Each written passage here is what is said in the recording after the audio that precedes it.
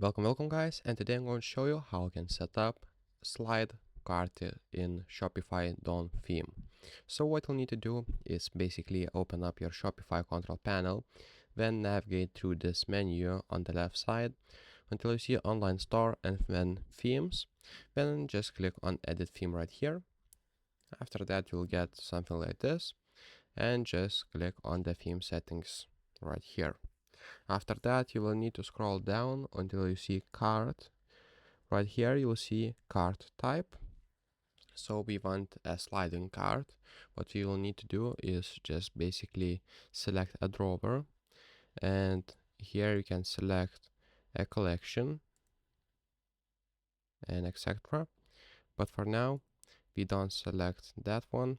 We just select the color scheme, like different one, and then hit save. And now if we go to your catalog, and let's say I will add something to the cart, as you can see, we will get this sliding cart. So if this video was helpful, please make sure to subscribe to Guide to Everything, comment down below for the algorithm, and see you in the next one. Peace.